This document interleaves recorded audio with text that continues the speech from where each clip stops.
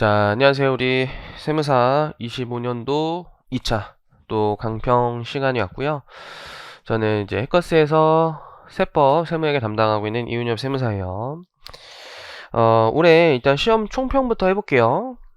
자, 올해 세무회계 작년보다는 난이도가 쉬웠다고 평가할 수 있지만 그렇다고 시험이 쉬웠냐?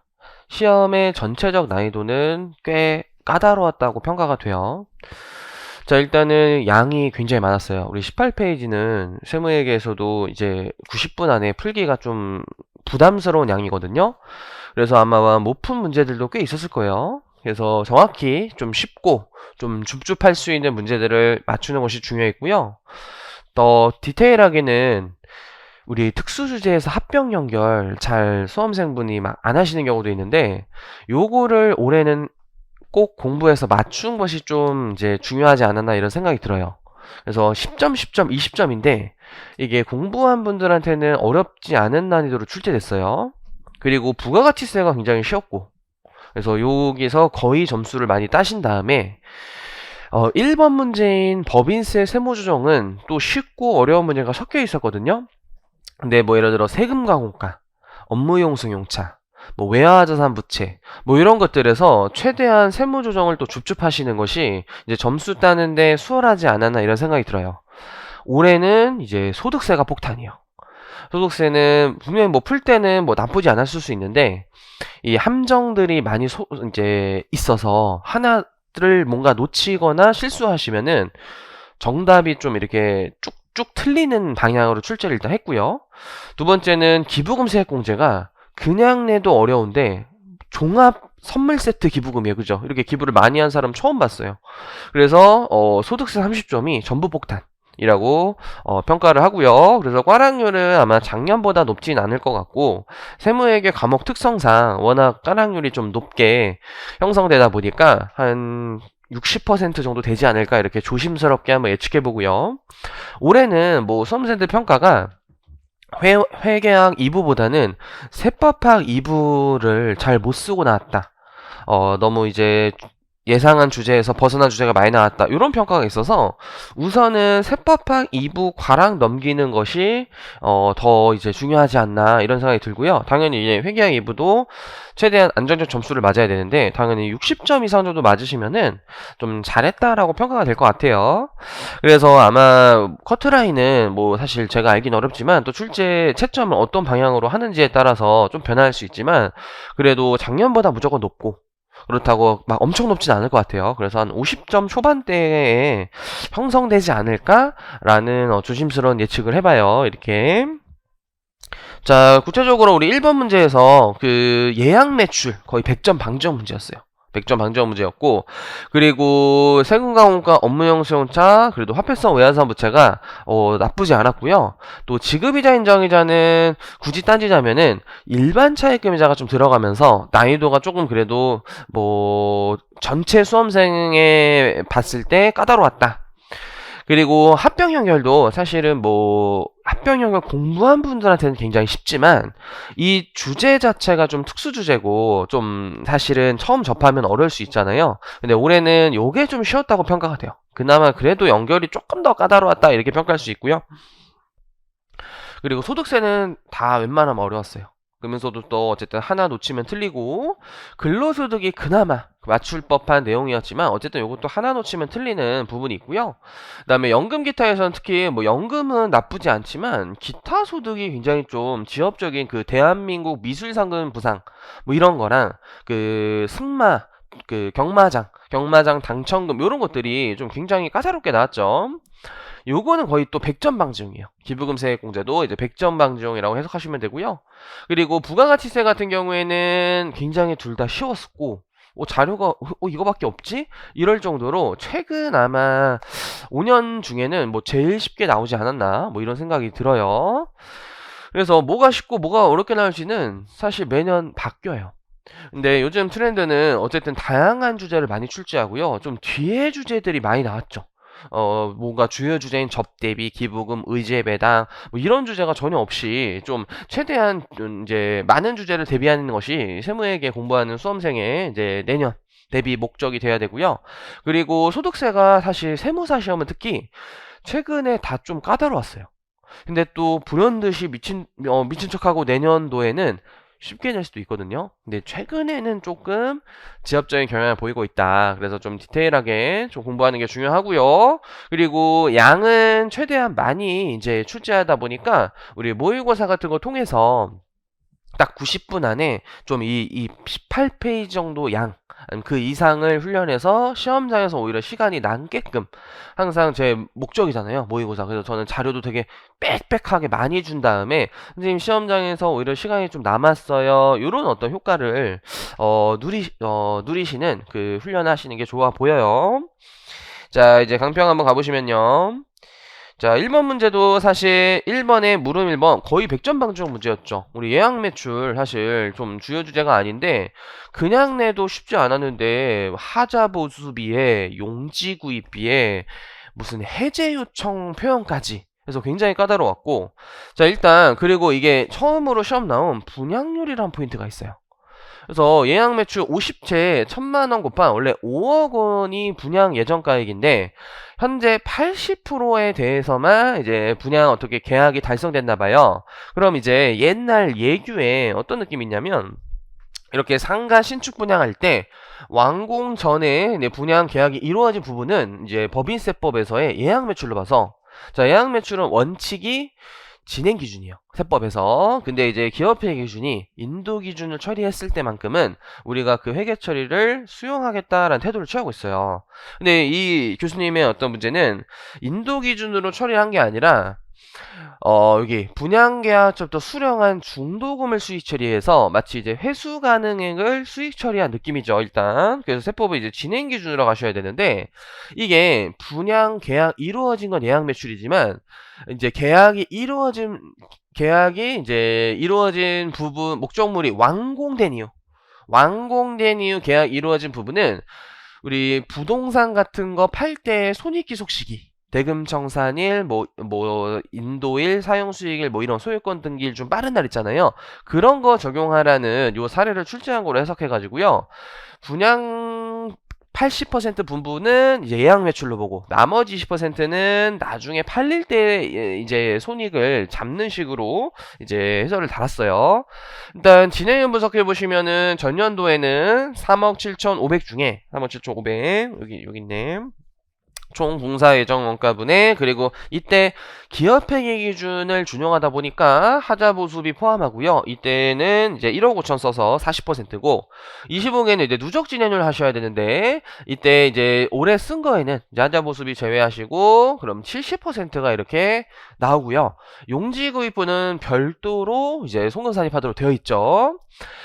자, 그리고 여기서 이제 두 채 해약한 부분에 대해서가 사실 교수님이 어떤 의도로 출제했는지는 사실 저도 조금 의아한 부분이 있어요. 그래서 이건 충분히 이제 다른 의견이 존재할 수 있다고 보는데 어쨌든 이게 해약이 확정된 걸로 봐서 그 차액에 대해서의 손익 반영하는 것까지 갔는지 아니면 그냥 단순히 중도금이 원래 1억 5천이었으면은 80% 1억 2천 들어와야 되는데 1, 2, 5점이 들어온 게 일부분이 해제 요청에서 덜 입금됐다라고 단순히 출제한 건지가 조금 제 의구심이 있어요.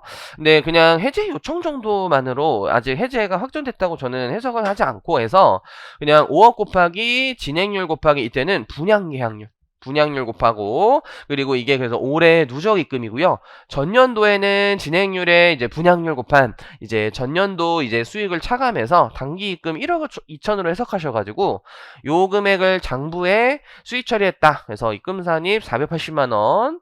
그리고 이 공사원가 부분도 하자보수비는 세법에서 이제 대변의 하자보수 충당부채가 열거되지 않은 이제 미열거 충당부채로 봐서 이제 송금빌산입 50만 원. 그리고 113 중에 50만원 제거한 요 112.5에 대해서는요.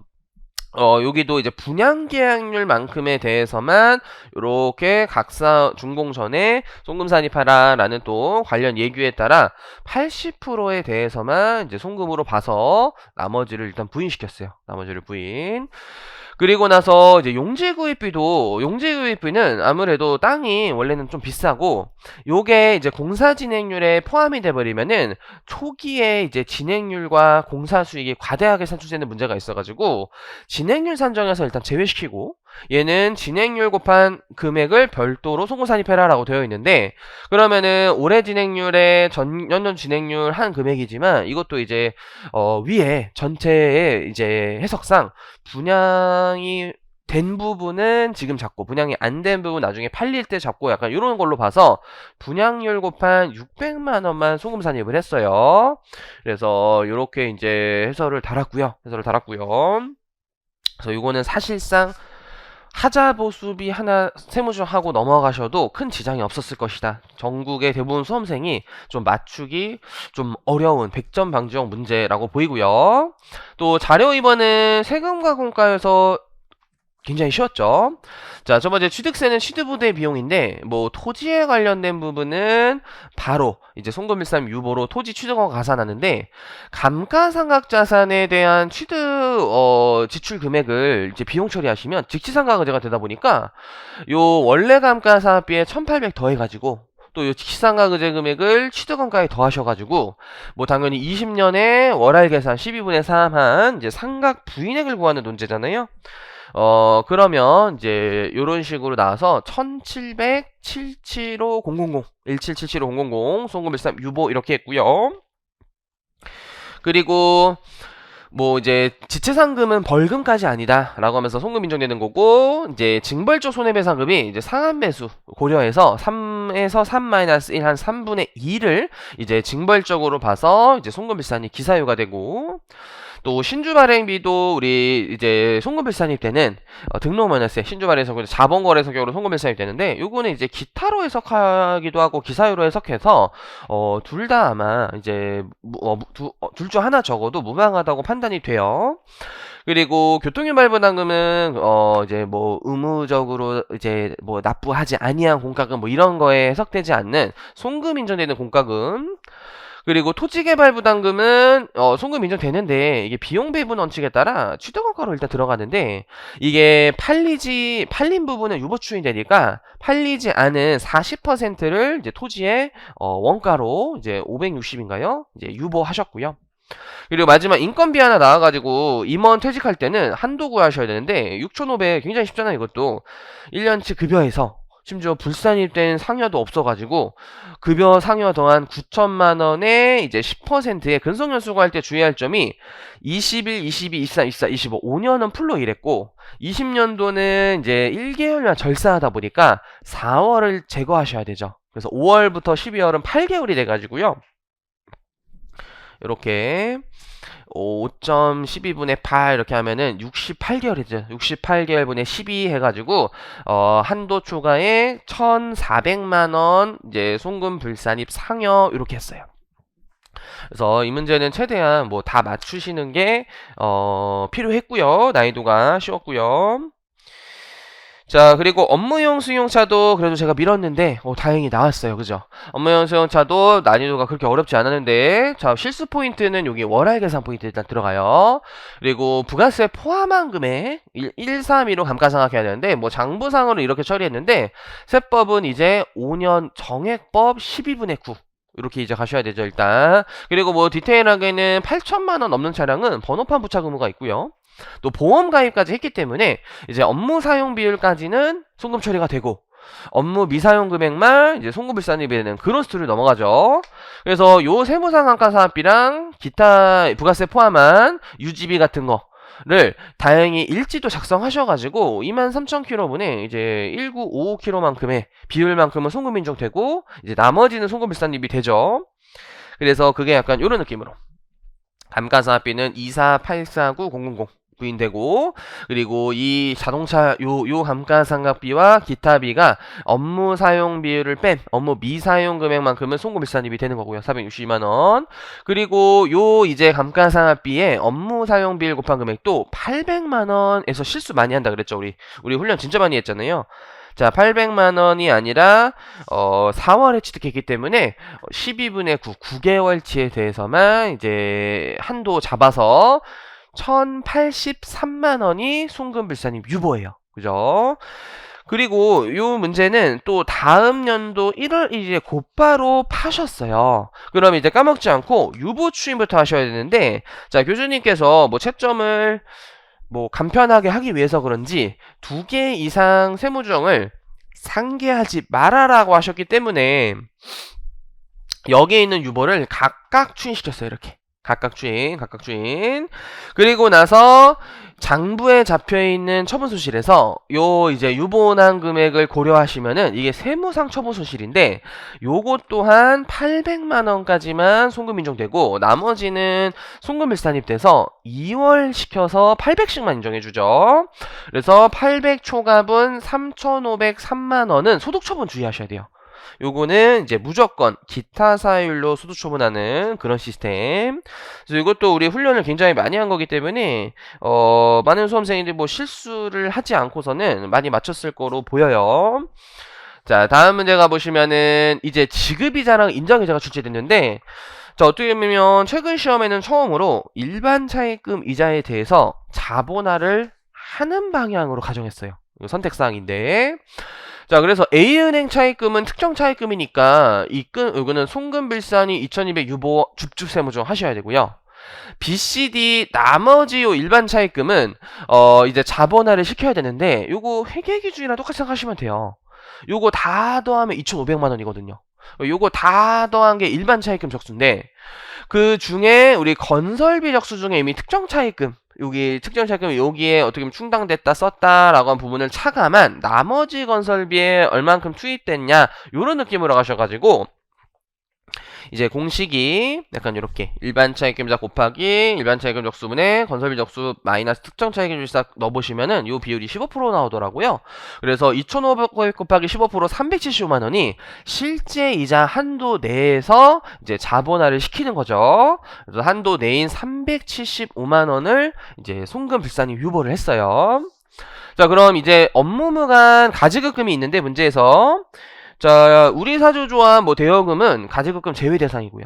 그다음에 우리 자녀학자금 대여액도 가지급금 제외 대상이고요.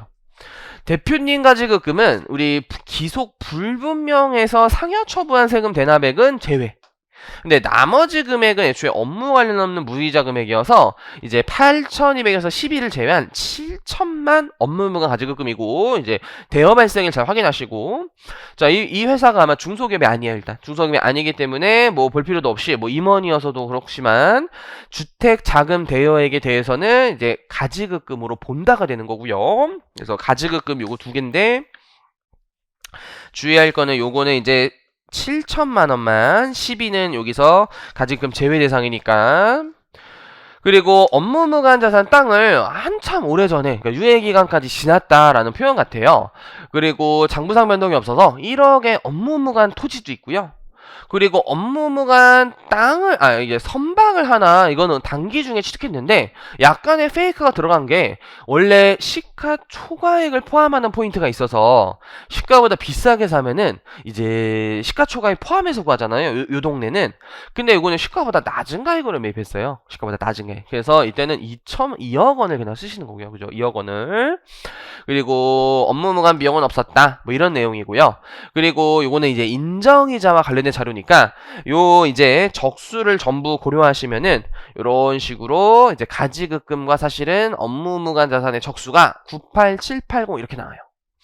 그리고 이제 이자는 특정 차입금 이자는 선순위에서 부인되고 그럼 나머지 이자에서 일반 차입금 이자를 자본화시켰기 때문에 그걸 제외한 이자 곱하기 또 요와 관련된 차입금 적수 항상 이 이자와 이 차입금은 대응돼 가지고 여기 375만 원에 대응하는 요 위에 여기 17410에 대해서는요 01.5를 제거시켜야 되는데 이게 이제 계산기를 쳐보면은 2127594라고 해서 이 실제 이자보다 초과돼서 나와요. 그때는 이제 실제 이자인 21250,000을 부인하셔야 되기 때문에 요 21250,000은 송금일산입 기사유 이렇게 했고요. 그리고 우리 가지급금은 이중규제가 가능하다고 했었죠. 그래서 지급이자 송금일산입도 하고 인정이자 입금 산입도 이제 별개 독립된 취지에서 만들었기 때문에 가능한 부분인데요. 자, 이때 세부담 최소화에 따라 이제 이자를 선택해서 당좌 대출 이자는 10%보다 가중평균이 낮으면 가중 쓰는 거고, 가중이 높으면 당좌 쓰는 건데, 셋째 짜리 이하에서 절사 포인트도 이제 단서짐을 놓치시면 안 돼요. 자, 그래서 아까 있었던 요 대표님 7천만 원과 상무이사 5천만 원에 대해서 구하셔야 되는데, 이때 대여 발생일, 대여 시점 현재 이제 차입금, 근데 여기서 막 특수관계인 차입금은 제외하고 그래 하셔야 되는데, 지금 전혀 그런 게 없어요. 모두 특수관계 없는 은행에서 빌렸고, 우리 뭐 건설자금 차입금이라고 해서 인정이자에서 제외되고 이런 거 아니라고 했었죠. 그래서 전체 차입금이 가중평균 이자율 계산 대상이 돼서 그냥 여기 이자, 여기 차입금 다 고려하시면은 그게 소수점 그 셋째 짜리 이하 절사까지 가정했을 때 9.07%의 가중평균 차입이자율이 나오고, 문제 가정치인 10%보다 낮기 때문에 낮은 9.07을 쓰시는 거예요. 그리고 여기 가져갖고 그대로 쓰셨고, 여기 9.07에 365일 하시면 372427이라는 입금산입 대표님 상여 이렇게 들어가는 거고. 자, 상무이사 가지급금이 조금 논란이 있을 수 있을 것 같아요. 왜냐면 상무이사님은 여기는 무이자로 되어있지만 여기는 연 2.4 이자율로 되어있기 때문에, 원래 인정이자는 이제 약정이자와의 차액을 하는 건데, 보통 시험 문제에서는 이랬을 때는 장부상 미수이자 계상액을 줘요. 근데 교수님이 그걸 놓치신 것 같아요. 제 개인적인 생각은 좀 출제에 좀 미스가 있었다, 요렇게 생각이 드는데, 그래서 뭐 어떻게 채점될지 모르겠지만 일단 현실에서도 만약에 이렇게 약정까지 했는데 장부에 미수자 누락했으면 지금 재무제표 수행 가능할까? 하면서 뒤늦게라도 이제 넣자, 뭐 이렇게도 수정을 이제 하기도 하기 때문에 출제 미수로 판단되는데, 굳이 그래도 어떻게 이게 그렇게 출제한 걸 수도 있으니까 이 서식지에 인정이자와 회사 계상액의 차액을 이제 조정한다라는 서식지의 어떤 상황과 어떤 그런 부분에 대해서 회사가 계상한 부분에 대해서만 차감을 하는 것으로 또 출제할 수도 있지 않았을까라는 생각에서 일단은 모호해요. 좀 출제 미스로 판단되지만 어쨌든 전액을 일단은 해설을 달았어요. 전액을. 그래서 9.07에 365인 3801-945인데 충분히 이건 논란 가능성이 있는 부분이라고 보여요. 수험에서 이렇게까지 출제하진 않겠죠, 사실은. 수험에서 이렇게까지 출제하지 않을 것 같은데, 제 그냥 개인적으로는 이렇게 출제했을 때는 이렇게 해석하는 것이 맞지 않나라는 개인적 생각으로 일단 풀이를 했고요. 자, 그래서 이 문제도 조금 난이도가 있었던 편이고요. 그리고 이제 화폐성 외화자산 부채인데, 자, 일단 이 회사는 은행이 아니에요. 제조업, 일반 업종에서 이렇게 기말 현재 환율로 평가한다라고 지금 가정하셨기 때문에 평가 잡는 거죠. 그래서 우리 요게 다 일단 화폐성 자산 부채예요. 현물 차관도 우리 여기 넘어가 보시면은 어딨냐? 현물 차관도 앉으세요. 우리 친구가 뒤늦게 오셔가지고 문제지가 있어요? 있어요. 자, 지금 화폐성 외환사산 부채 3개가 아니에요. 부채. 자, 6페이지. 그래서 그 환물차관이 이 비화폐성이라 판단을 했지만, 이게 기기장치 도입하면서 화폐로 상환하기로 했으면은 화폐성 부채예요. 그래서 일단 냈다 화폐성 자산 부채인데, 이게 적정하게 이거는 그냥 평가를 안 잡았기 때문에 평가를 해야 돼. 그리고 나머지는 평가 손익이 적정한지 분석해야 되는데요. 외화 매출 채권은 잘 잡혀 있어요. 근데 외화 대여금은 첫 번째 포인트가 작년에 5만 달러 중에 3만 달러를 회수한 후 잔액이어서 영업의 손익 계산했는데, 이때 유보, 마이너스 유보가 있었기 때문에 이 마이너스 유보가 회수하면서 추인이 돼요. 그래서 먼저 추인부터 했어요.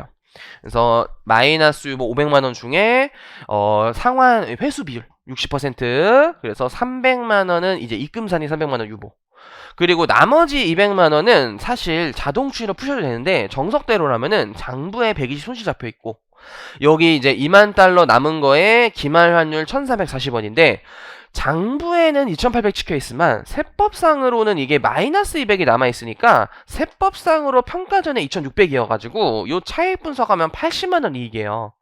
그럼 여긴 손실에서 이익으로 올리려면은 결과적으로 뭐 송금빌산입, 입금산입 합쳐지면 입금산입 200만원 나오기 때문에 사실 교수님께서 이거를 사실 한 번에 적어도 되는데 여기에도 가정이 아마 그게 있죠. 2개 이상의 과목이 뭐 세무정이 2개 이상인 경우에는 상기하지 말고 모두 표시하시오라는 단서 때문에 일단 따로 적었어요.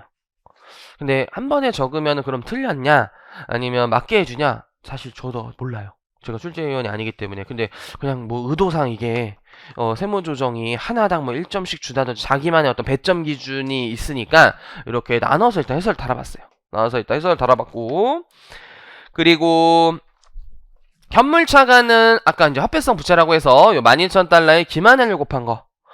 그리고 이건 부채니까 여기 이제 12만원에 이제 이익이 나온 거를 이금 산입하시고요. 그리고 외화차입금도 이제 18,000달러에 1,340원 곱해가지고 이제 세무상 평가손익을 잡으시면은 요게 오히려 부채여서 18만원 손실인데 장부에 18만원 이익 잡혀있어요. 근데 요것도 아마 교수님이 이렇게 만약 이걸 입금불산입 18만원 하고 송금산입 18만원 해라 라고 냈는지 아니면은 그냥 어차피 퉁치면 송금산이 36만원이잖아요. 그죠? 그래서 요거는 사실 그냥 송금산이 30만원 잡았는데 뭐 요거까지 쪼개서 출제했는지는 모르겠어요. 사실. 근데 그런 것까지 틀리게 하면 너무 좀 억지 아닌가 이런 개인적인 생각이 들어요. 그래서 요렇게 일단 4가지 세무조정 달았는데 뭔가 이제 이것도 이제 쪼개서 하라고 했는지. 그러면 약간 이것도 쪼개야 돼.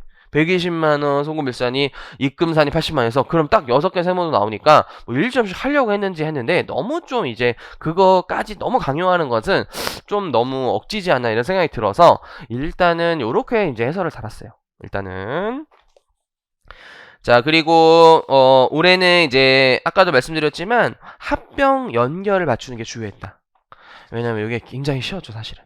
근데 또 교수님도 좀 약간 눈치 까신 교수님 같아. 너희 좀 합병형을 안 한다며? 약간 이래가지고 그래 다 어렵게 나오니까 작년에 너무 웅성웅성 화랑률 80%는 좀 너무했다. 그래서 적정 난이도는 맞춰야 되는데 그럼 특수주제 일단 내자. 특수주제는 너희가 좀 못 맞춘다며 해서 이거 좀 쉽게 내고 좀 주요 주제 같은 거 어렵게 내자. 약간 요렇게 하신 게 아닌가 생각이 들어요. 자, 15기 포인트 있었고요. 등기 일자 항상 확인하시면서 자, B가 피합병 회사인데 자, 첫 번째 부분이 뭐냐면 양도손이 구하는데 대신 비적격 합병일 때랑 적격 합병일 때 2개 구해서 빼래요. 근데 적격은 어차피 양도손은 0으로 하니까 0이고요.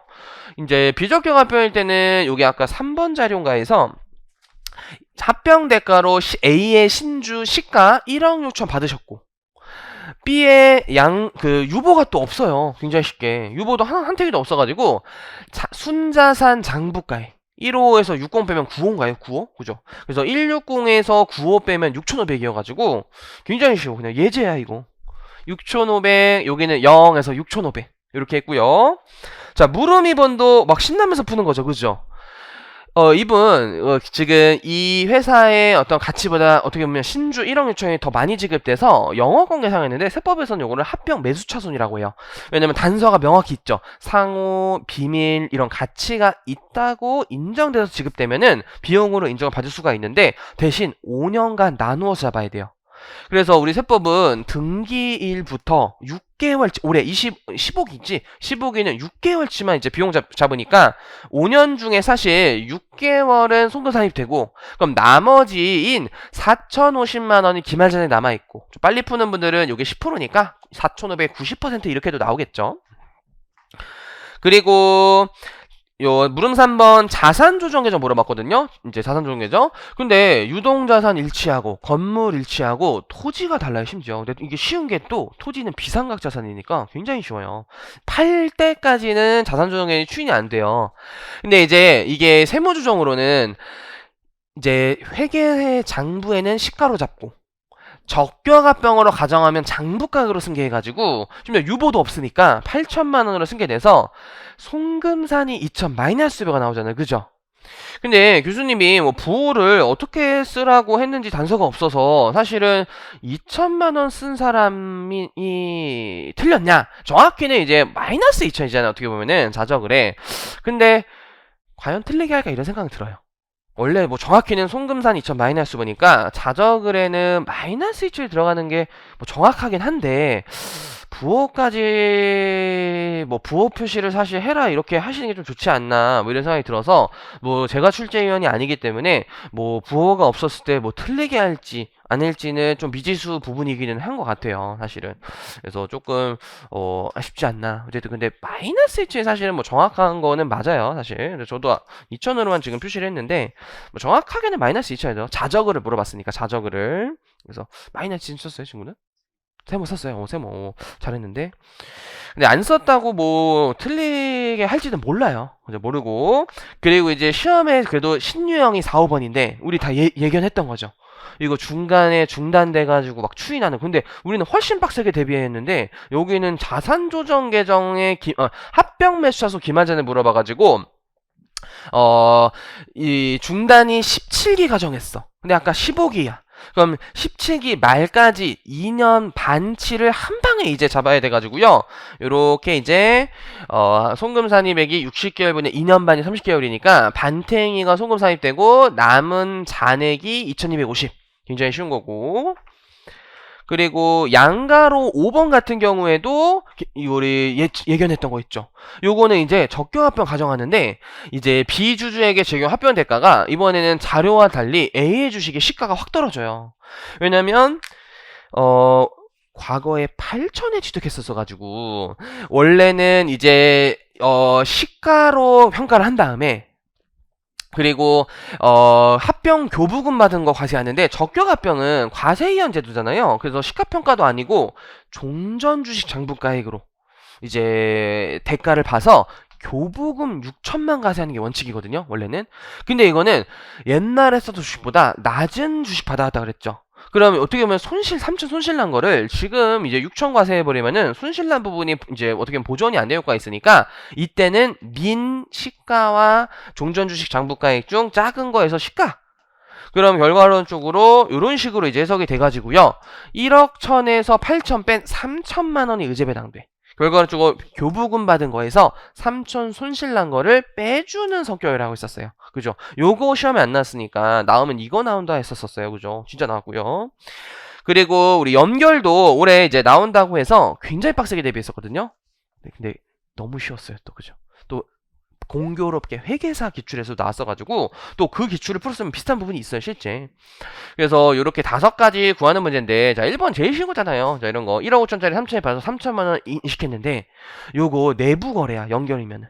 그래서 지금 수익으로 인식하는 게 아니라 이제 이연시켜서 인식하셔야 되는데 이때 양수법인의 감가상각 된 부분만큼 인식하죠. 그래서 5분의 1하고 12분의 저게 7인가? 뭐 그렇게 해가지고 아마 2,100만 원 나왔던 것 같아요. 그래서 양수법인의 감가상각된 부분만큼만 입금 산입시켜. 원래는 이게 3,500 입금 산입에 뭐 350 입금 산입 뭐 이런 식으로 가기도 하고 하는데 요것만 물어봤으니까. 그리고 수입배당금 입금일산입도 정말 연결을 이제 한 번만 공부했어도 맞출 수 있을 정도의 자 이제 문제였는데요. 자 이거 배당금 합치시고요. 그죠? 배당금 합치시고 자 지급이자도 합치세요. 한국과 대한 연결법이니까 대신에 내부 거래에 해당하는 이자 제끼세요. 그래서 1300에서 1 뺀 1200. 그리고 지급이자 곱하기 자산. 자산 두 개 합치세요. 내부 거래 거 제끼세요. 35억에서 5억 빼면 30억. 자, 주식도 합치세요. 주식 합치세요. 별 포인트 없고요. 뭐 배당 기준일 3개 이런 것도 없고요. 그죠? 그 다음에 이제 마지막으로 그나마 좀 주의해야 되는 게 요 지분 비율이 합쳐지면서 이제 비율이 20 이상 50 미만이 되니까 80% 혜택 받아가지고 요렇게 되잖아요. 그죠? 합쳐서 내부 거래 제껴서 80%면 700만 원 나오는데 이거를 연결법인한테 배분할 때 기준만 외우시면 된다 그랬죠? 출자 비율이었어요. 그래서 30%분의 18%가 아마 60%, 420, 40%, 280. 그거 이렇게 이제 적는 거고요. 그리고 기업 업무 추진비도 굉장히 쉬웠죠. 그죠? 저는 개별 범위별로 구하고 그건 다시 이제 연결로 하라고 하는데 요거 그냥 연결만 하는 거야 심지어. 그래서 한국 접대비 업추비에서 적격 증빙 미수치 지키시고요. 그리고 나머지는 정상적인 거야. 또 여기 대한 거의 업추비 1100에서 내부 연결 접대비도 이제 지키는 거죠. 그래서 자연스럽게 요렇게 제끼면은 한국은 5100, 대한은 900 나와서 6천만 원 돼요. 그리고 처음 단서 지문에 아마 요게 합쳐도 비중소다 이런 게 있었어. 합쳐도 비중소니까 기본 한도 10이 나오고, 그리고 매출액도 굉장히 쉬웠던 게 그냥 한국 매출에 120억에 대한 매출에 35억이어서 뭐 내부 거래도 아무것도 없고 특수고도 없으니까 일반 매출에 그냥 두 개 합치면 155억이잖아. 근데 100억까지는 우리 3천 들어가시고요. 100억 초과하면 0.2 들어가서 4,100에 전통시장도 없고요. 문화접 대비도 없어요. 그래서 5,300 한도 걸려서 700만원, 또 우연치 않게 700만원. 근데 마지막에 하나 실수 포인트 있다 그랬죠. 이거 주의하라고 한 거. 우리 접대비 한도 초과액은 여기 1번에 해당하는 접대비 지출액 비율로 일단 배분해야 되는데 아마 요거는 좀 실수하시는 분들이 있어요. 이때 적격증빙 미수치도 배분에 넣어야 된다고 했었어요. 그죠? 내부거래 연결은 윗동네에서 제거가 되니까 그거는 반영하시면 안 되고 적격증빙 미수치 따로 그 해당 법인한테만 배분한다 해서 요거 놓친 친구들 좀 있어요. 있을 수 있어요. 그래서 여기는 595만 원이 아니라 895만 원. 여기는 이제 접대비요 지출액 비율로 배분하면 105만 원 나오셔서 자 하나당 요거는 뭐 2점씩이겠죠. 딱 깔끔했고요. 자 또 대망의 이제 소득세.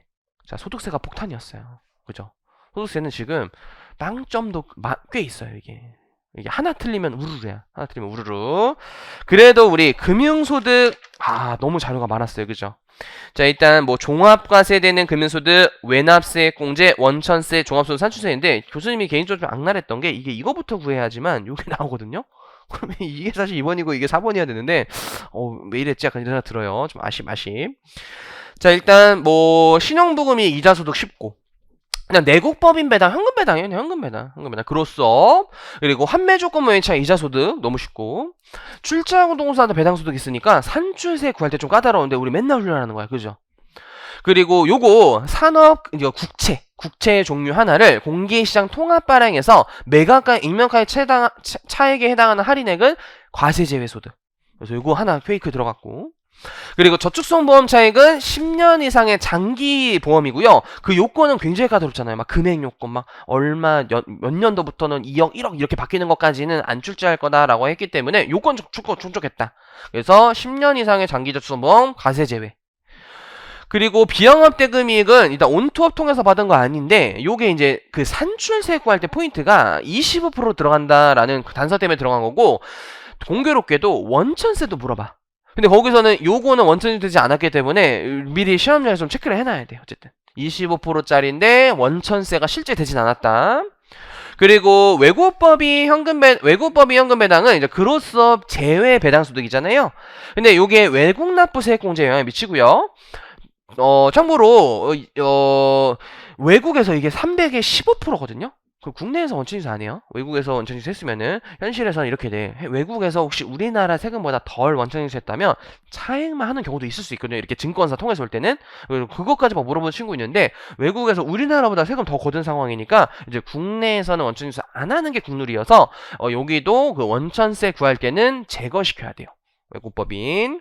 그리고 신설된 출제했죠. 그죠? 뭐 미술품이나 뭐 한우 막 이런 것도 막 주식처럼 만들어서 거기 투자해서 파는 거 올해 7월 1일부터 시행이다 보니까 7월 20일 출제했는데 그로섭 제외 배당 소득이고요. 그리고 공인신탁이 비과세잖아요. 그래서 일단 금융소득을 우리 설명드린 대로 분류해 보면은 이런 식으로 돼서 일단 출배를 제외한 금융소득이 2,400.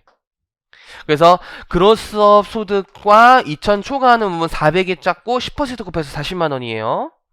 그리고 그럼 종합과세 금융소득은 다시 출배까지 고려하셔가지고 이제 700에 여기가 2천만 원. 이자소득, 배당소득, 그로스업. 그래서 2,740만 원이 이제 종합과세 금융소득 나왔고 자 그 다음에 종합소득 산출세부터 보여보면은 문제에서 이거 근로소득금의 가정이 있어요. 그리고 종합소득공제 가정이 있어요. 그래서 과표까지 그냥 계산기로 치고 자 여기서 출배가 들어갔을 땐 이제 맥스 2000까지 14% 2000 초과 기본세율 자, 출배 한 번은 이제 배당 소득으로 생각해 볼게요. 그래서 비영업대금익은 25. 배당 소득 가정하면은 여기에 들어가면서 그죠? 이쪽 세 개가 들어가면서 여기 뭐냐? 2700 이게 2700인데 450을 빼면 나머지가 이제 2250이잖아요. 그죠? 그래서 출배가 배당된 거 여기 주의할 거 25 아니고 출배 20 아니 14. 그리고 어떻게 보면은 근로소득금액에서 종합소득공제 뺀 건데 뭐 과표에서 금융소득금액 빼도 되고요. 어쨌든 거기에 기본세율 곱한 거.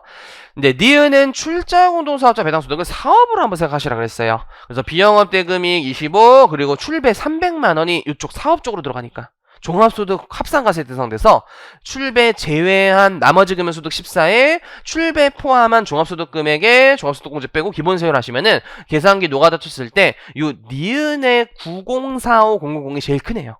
그래서 그게 4번 답으로 흘러 들어가고 그리고 외국납부세액공제는 외국에서 낸 45만 원을 한도 내에서 공제하는데 이때 산출세 곱하기 종합소득 금액분의 9개 원천 소득 금액으로 들어가죠. 여긴 좀 주의해야 되죠. 과표가 아니라 종합소득 금액. 그래서 이건 소수점이 나오더라고요. 350581. 350581. 그리고 마지막 원천세에 실수할 수 있는데 비영업대금이익이 아니에요. 그죠? 비영업대금을 제외한 요 두 가지의 이자가 14%고 배당 중에서 주의할 게 출배는 25. 그리고 외국법인 제외한 배당은 14. 요거 합치면 306만 원 이렇게 나와서 뭔가 위에서 하나 놓쳐버리면은 일단 1, 2, 4가 틀려. 그렇잖아. 1, 2, 4. 그죠? 원천세도 자칫 틀릴 위험이 있어. 뭔가 하나 놓치면. 그죠? 그래서 다 맞추거나 다 틀리거나 할 수 있다. 충분히 이거는 꽤 어려웠고요. 자, 그리고 우리 근로소득 자료였는데, 자, 일단 포인트가 중소벤처기업이고요. 그 다음에 뭐 거주자가 여기 부장님, 임원 아니다도 보시면서 우리 조특법의 스톡옵션 2억까지 비과세 시험에 처음 나왔어요. 그죠? 그래도 이거 좀 2차는 이제 조특법 출제법이니까 막 보자 했는데, 그죠? 우리 친구 맞췄어요, 2억? 좋아. 2억 좋아요. 자, 그때 뭐 쉬운 거 일단 급여랑 상여 더하는 거 너무 쉽고, 그리고 요게 일단 킬링 벌스죠. 첫 번째가 원래 스톡옵션은 근무기간 중에 행사해서 근로소득인데 요 특례 받으면 2억까지 비과세예요. 자, 그래서 3,000개 행사했는데 10만원짜리인데 5,000원 행사할 수 있으니까 한 주당 95,000원씩 먹고요. 거기에 3,000개 곱하면 그거 얼마더라? 2억 8,500인가 이게? 그죠? 2억 8,500만원 행사 이익에서 2억까지 비과세 혜택 받으니까 8,500만원 근로소득 들어가는 거. 자, 노래 불렀던 거 있죠. 노래 불렀던 거. 올해 개정돼서 힘있게 보자 임직원 할인액. 자, 1540% 할인해서 900 산 거 600 할인액 중에서 일단 240 비과세. 하지만 맥스 들어가니까 시가의 20%인 300만 원이 더 커서 300 빼셔야 돼요. 그러면 300만 원이 또 나오네요. 우연치 않게. 300만 원 총급여액. 또 개정된 거 우리 모의고사 그대로 냈던 거 그죠? 배우자 출산 지원금이 출산일 이후에 2회까지는 전액 비과세. 그래서 꽤 큰 5천만 원 받으시는데 처음 받았어요. 그래서 이제 비과가 특수한 계좌도 아니고 그리고 직원이다 보니까 부장님이다 보니까 임원이 아니다 보니까 주택 자금 대여이익은 비과세고요. 그리고 뭐 건강보험료 사용자 부담 전부 비과세고요. 이 사용인 본인이 해야 될 거 회사가 내준 300만원 대납액만 총급여 들어가서 171이 총급여인데 근로소득금액 물어보셨기 때문에 근로소득공제 빼시면은 154.830000 이런 식으로 들어가요. 네, 그리고 이제 연금 기타 소득 자료인데 연금까지는 나쁘지 않았어요. 연금까지는. 왜냐면 그렇게 어렵지 않은 게 일단 13년 3월 1일 이후 가입자니까 우리 기산연차 일단 1롯이 들어갈 거죠. 그리고 이 사람 아까 나이가 몇 살이었죠? 57.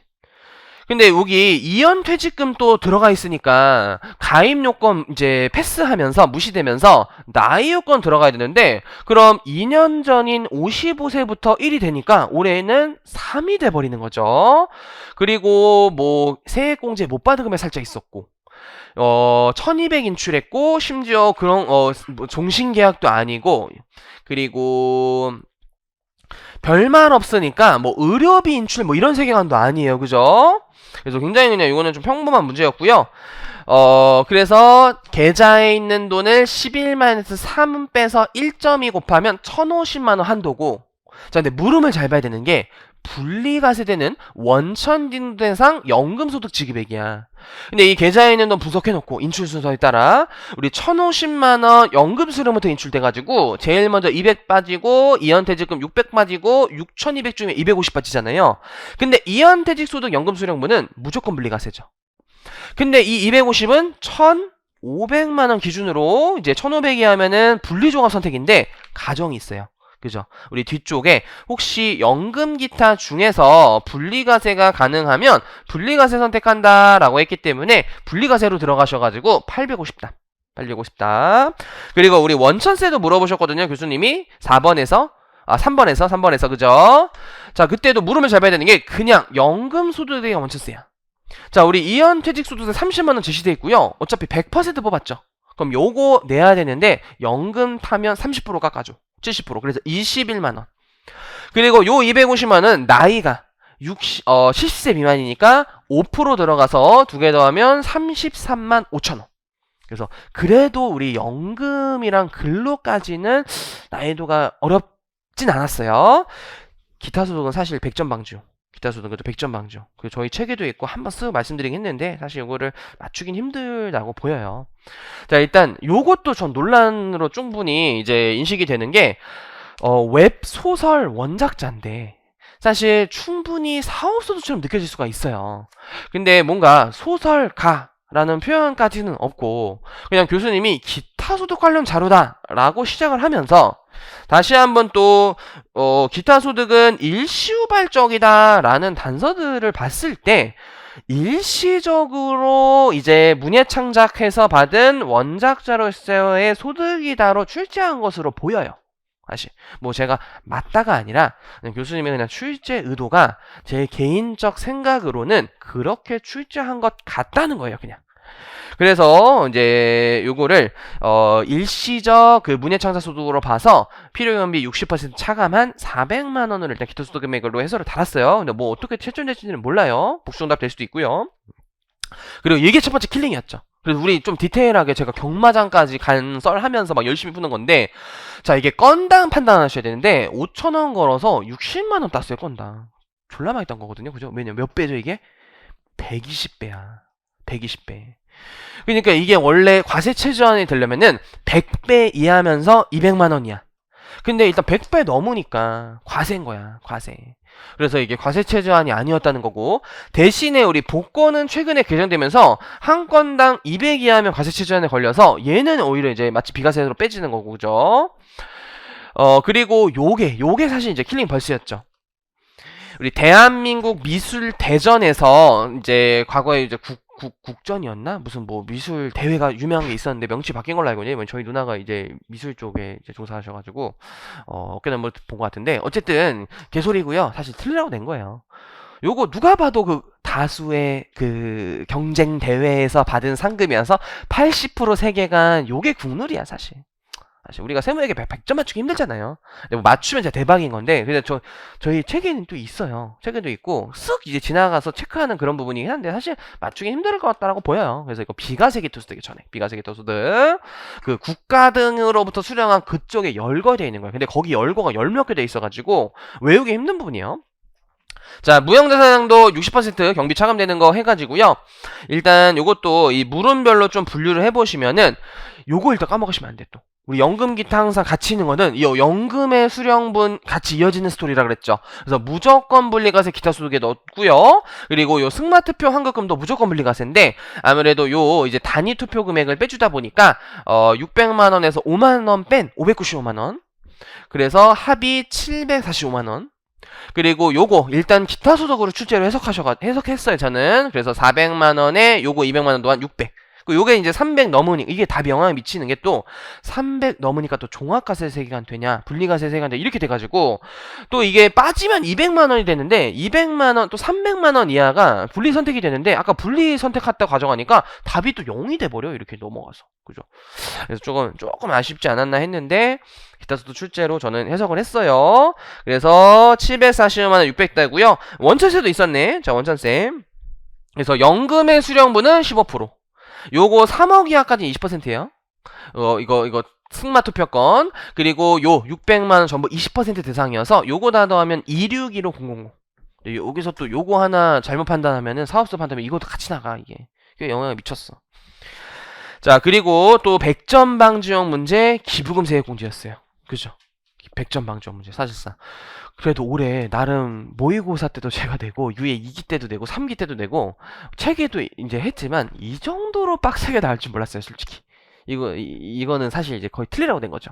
그래서 지역 특강에서도 이제 다뤘던 사업소득에서 막 경비 넣으면서 쭉 내려와서 세액공제까지 이어지면서 금융소득까지 있어가지고 종합한도 고려하는 건데, 조특법에 있는 정치자금 고향사랑까지 다 내는 건 좀 반칙이라고 보여요. 좀 개인적으로. 이렇게까지 안 내도 틀렸을 거예요. 사실 그죠? 어쨌든 100점 방지형 문제지만 한번 봐보시면요. 자, 일단 개인사업자, 제조업자고요. 성실은 또 아니에요.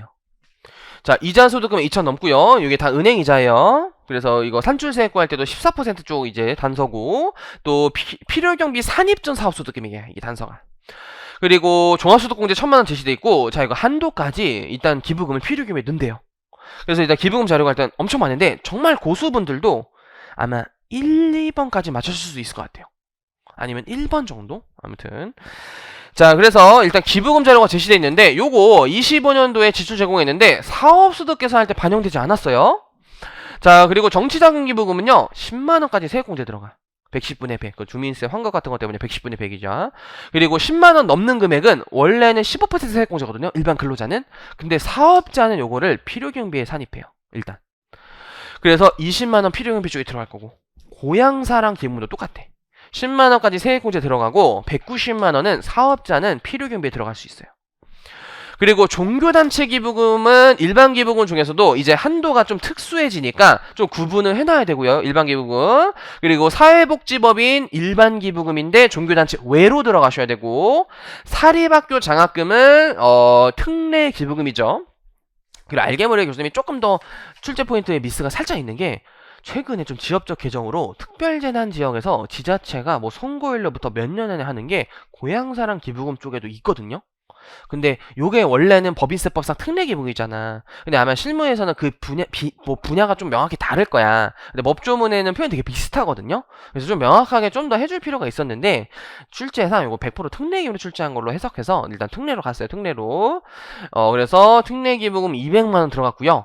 자, 첫 번째 개지역 포인트가 소득세법만 있는 기부금이 자원봉사 관련 내역인데, 요걸 다 낼 줄은 몰랐네 또. 자, 일단 이 개인사업자의 경우에는요 본인 지출만 되기 때문에 직원이랑 같이, 직원을 일단 데려간 개꼰대 대표님이죠, 그죠? 어쨌든 안 되고. 자, 74시간을 우리 8시간으로 나누잖아요, 그죠? 그러면 이게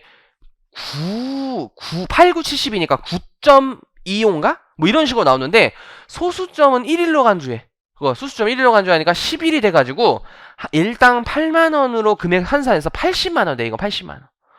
자, 거기에 우리 기름값도 해주는데, 심지어 이동하는 기름값 안 된다. 휴게소에서 우리 맛집 처먹으니까 안 된다 했었죠, 그죠?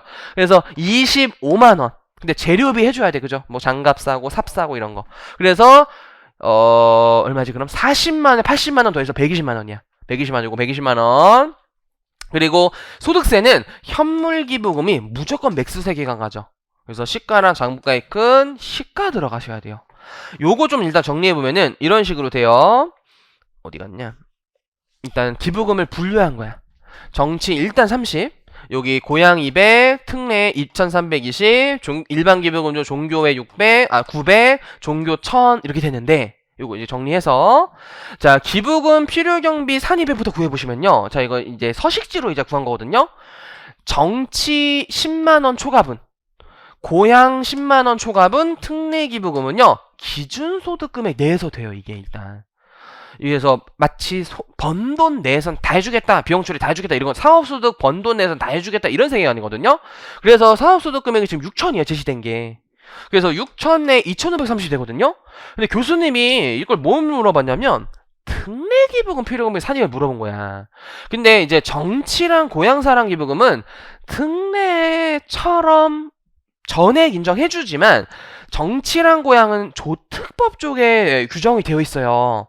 그래서 뭐 저도 교수님 어떻게 출제인지 모르겠지만 특례기부금이란 명칭을 쓸 수 있는 어떤 기부금은 일단 소득세법에 있는 기부금인 2320으로 해석해서 2320 해설을 달았어요. 조금 이것도 약간 출제 포인트가 아쉬워. 정치랑 고향 냈으면 그것까지 그리고 신고 서식지에도 이렇게 한꺼번에 합쳐서 판단해요. 이게 다 합쳐서 판단. 그럼 그냥 같이 물어보든지. 또 이렇게 같이 구하는데 특례만 물어봐? 약간 이런 거 좀. 또 특례기부란 또 명칭 자체가 법조문에 딱 특례기부 이런 느낌도 아닌데 그걸 물어보기 조금 개인적으로 아쉬웠지만 해석상 특례만 이제 단다면 2320이 된다. 이렇게 됐어요 일단. 그리고 일반 기부금은 그러면은 위에서 일반 기부금 지출액 1900인데 자 한도가 있대. 종교단체 기부금 있으면 졸라 복잡하잖아. 기준소득 금액에서 여기서 송금 인정된 거 차감한 거 일단 10%는 무조건 해줘. 그리고 나머지 20%짜리는 종교단체 외기부금 한도로 하는데 요게 더 작아 또 이게 694만원이 두 개 더하면 1041만원 나와서 1041만원까지만 필요경비에 산입돼요. 그래서 이게 두 개 더하면 3571만원이 나와. 자 그러면 이제 사업소득 6천에서 기부금 이제 필요금이 산입하시면 2429만원 하고 자 아까 이자소득금액 2500 제시 2천만원 초과하니까 종합과세 들어가서 종합소득금액에 종합소득공제 1000만원 가정 빼시면 이제 과세표준 나온 다음에 어쨌든 금융소득이 2000 초과자니까 맥스1리 써가지고 2000까지 14% 2000 초과 기본세율 이 금융소득 14대고 그 다음에 나머지는 기본세율로 들어간다라는 거 비교과세하면 4433500 일반이 더 커요. 그래서 여기서 또 이제 개복잡한데 여기까지 이제는 거의 풀면은 거의 최상위 고수야 사실 그죠. 일단 안 푼다가 잘했다 사실은. 이건 합격생들 거의 90% 이상이 안 풀어요. 어쨌든 자 다시 이제 세액공제 들어갈 때 요것도 이제 요 정치고향 특례기부금을 이번에는 자 기준소득금액 보시면 종합소득금액에서 기부금 필요경비 산입된 걸 더하고 자 2천만원까지에는 분리과세자와 종합과세자의 형평 때문에 2천만원의 원천징수세율 적용 금융소득금액을 차감한 소득 내에서도요. 그래서 6,500이 돼. 그래서 6,500 내인 2,530만원 일단 되고요. 그리고 일반 기부금은 아까 1,900이었는데 이번에는 6,500에서 여기서 인정받은 금액 뺀 다음에 10%. 또 그 금액 20%의 외기부금 비교하면 이번에 594만원 나와가지고요. 합이 1191 나오는데 그럼 이 두 가지 더한 금액을 이미 사업소득 쪽의 경비에는 3,570만원 빼서 150만원이 세액공제 대상 기부금이요. 그래서 사실 정치랑 고향은 필요경비에 들어간 거고 웬만하면 이제 일반 기부금 쪽에서의 어떤 이제 필요경비 인정 못 받은 금액이 세액공제 대상이 되는 거야 약간. 그리고 이제 1000만원 이하까지는 15%가 들어가니까 22만 5천원이 세액공제인데 첫 번째 한도가 요 사업소득에도 넣고 세액공제에도 넣는 분들은 사업소득 금액에 대한 산출세액을 제외한 산출세액 내서 된다라는 1차 한도 들어가고요. 두 번째 사실 자녀 자연특 이런 거 합친 원천세율 적용받는 그 금융소득 산출세 한도도 적용이 되는데 둘 다 한도 내예요 어차피. 그래서 마지막 정답은 22만 5천원을 달았는데 요것도 이제 마지막까지 웨이크가 들어가는 게 정치자금 아까 10만원까지 110분의 100 되면 909090 고향 사람도 10만원 110분의 100 하면 9090인데 걔가 조특법상 기부금 세액공제야. 그래서 소득세법상 기부금 세액공제만 이제 해설로 달아서 150에 15%로 일단 해설을 달았어요. 그래서 이것도 사실 100점 방지용 다시 나와도 풀면 안 되는 그런 세계관. 그죠? 충격적 문제 화가 너무 나고요 이런 거 그죠? 자 그래도 승리의 부가가치세 그죠? 승부였죠 승부. 자 유자 세계관으로 갔어요 이번에는 그죠 또 무슨. 그래서 유자 판매 사업 면세와 유자청인 과세 사업을 겸용하고 있고 뭐 단서 쭉 있고요. 뭐 첫 번째는 4월 6월 의제 메이스에 물어봤는데 자 심지어 한도 고려도 없어가지고 굉장히 쉬운 게 뭐 F문대로 풀면은 6개월치 요 유자청 제조에 사용한 부분만 매입이 되고 심지어 이게 기초재고 기말재고도 없어. 그냥 다 쓴 거야 매입한 걸. 그래서 6개월치에 조금 그냥 실수 포인트가 이거 집중된 법인도 아니고 이런 식으로 잘했고 중소기업 제조업으로 들어가니까 104분의 4가 돼요. 104분의 4. 그래서 다 더한 거 104분의 4에 예정신고분 5475에 104분의 4 뺀 거. 소수 좀 났던 것 같다, 이거. 2076 923. 뭐 이런 식으로 이제 나오고. 자, 이 문제도 굉장히 허무한 게 기계장치 A에 예정신고 시 불공정 물어봐요. 근데 기계장치 A가 어디 나와 있냐면 4번 자료에 3월 15일에 1000만원 곱하기 10% 하면은 100만원의 매입세액 있잖아요. 근데 이게 5월에 팔어. 근데 예정신고 들어갈 때는 안 팔았으니까 그냥 예정신고 비율 여기 1월부터 3월 2억분의 불공제분 면세. 그러면 4분의 1이니까 25%죠. 25% 곱하시면은 25만원. 개꿀. 25만원 개꿀. 그리고 물음 3번은 기계장치 A 매각과 관련된 가표인데 이때 800만원에 판 거는 이제 직전과세가 비율세액으로 가가지고 이 4억분의 3억 2천 80% 88에 640만원. 너무 쉽고. 그리고 마지막 문제가 트럭비 과세전환 매입세액 공제인데 마지막 5번 자료에 요게 면세업에만 쓰다가 과세사업에도에서 일부 전용이잖아요. 근데 당초 불공제된 금액은 200만원의 매입세액이고요. 이게 트럭이다 보니까 25% 생각하고 1년 썼나요? 1월로 다 땡기면은 그죠? 아닌가? 6개월 썼다. 6개월. 6개월 썼으니까 1-25 곱하기 1 하셔가지고 일부 전환이었기 때문에 6개월치 여기다 쏘리 여기 6개월치 6억분의 과세 이렇게 해가지고 아니네 6억이 왜 아니지? 아 이거 이게 또 이게 왜 있어? 5억분 합계인 줄 알았어. 합계인 줄. 5억분의 이거 얼마야? 3억 6천인가? 5억분의 3억 6천 이런 식으로 들어가서 108만원에서 이게 8점짜리예요? 그럼 2겠네요. 그죠? 2. 굉시였죠. 그죠? 굉시였고. 자, 얘도 별로 어렵지 않았어요. 그죠? 신고서 양식을 본땄지만 내용이 어렵지 않았죠. 자, 10월, 12월 사이에 과세표 좀 물어봤고요. 자, 첫 번째 유자청을 직매장의 판매 목적이 아닌 소비형 반출은 과세 아니고 판매 목적 맞추면 과세인데 시가로 계산하시면 안 되고 반출 가격인 원가 상당의 500. 그리고 이거 세금 껴서 발급 거래로 들어가는 거 10%. 그러니까 이번이 그나마 좀 페이크가 된 것 같은데 대한이 수출업자와 대행 수출 체결해가지고요 10월 25일에 선적했어. 공급시기 선적일. 근데 수출업자한테 대행 수수료 주는 거는요 내 공급이 아니고 대행업자의 공급이죠. 나는 얘한테 돈을 줬어. 돈을 받은 게 아니라. 그러니까 이거는 뭐 매입세액 쪽 관련이기 때문에 페이크예요 일단. 페이크예요. 페이크 생각해보시면 그죠? 이 수출 대행 수수료는 수출 대행업자의 공급이지 나는 얘한테 수출 좀 잘 부탁드려요. 저 대신 제가 수출료 면허가 없어서요. 수출 이게 수수료 주면서 수출시킨 거잖아. 그죠? 생각해보니까 공급이 아니에요. 요게 페이크였어. 페이크. 근데 선적 전에 10월 10일에 미리 받은 돈은 환가한 금액 들어가고 선적일 이후에 받은 돈은 $10,000는 선적일에 기준한율 1,600원 들어가서 영세율 기타로 들어가야 돼요. 영세율 세금에서 발급 거래가 아니니까. 자, 얼마였죠 이거?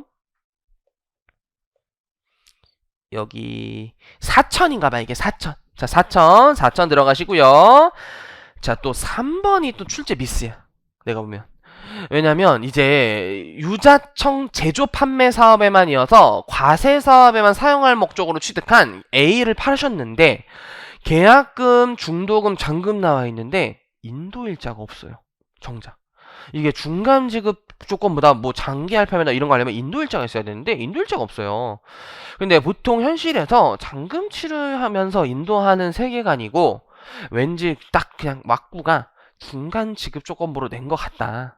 그래서 잔금 수령일을 인도일로 해석해서 일단 계약금 수령일 다음 날부터 여기 잔금 수령 인도일로 해서 인도일까지 6개월 넘고 계약금 빼고 이제 분할해서 했다는 가정하에 요 400만 원만 이기에 들어오잖아요. 세금에서 당연히 끊는 거래니까 여기 400만 원 세금서 발급분에 넣었어요. 근데 출제 미스라고 판단돼요. 출제 미스라고. 그리고 4번 거래는 이제 내국 신용장에 의한 수출, 내국 신용장 국내 수출은 내수 수출은 이제 영세율이 적용이 일단 돼야 되는 요건이 공급시기가 속한 과세가 끝난 후 25일 이내 개설돼야 돼가지고 영세율인데 요게 국내 사업자끼리 거래인 점 고려해서 TI 발급분으로 들어가야 돼. 영세율 TI 1000 들어가시고, 자 5번 거래는 고객에게 추첨 통해서 경품 제공은 개인적 공급이었어요. 그래서 100만원 기타로 들어가야 돼요. 세무서 이제 발급 거래가 아니죠.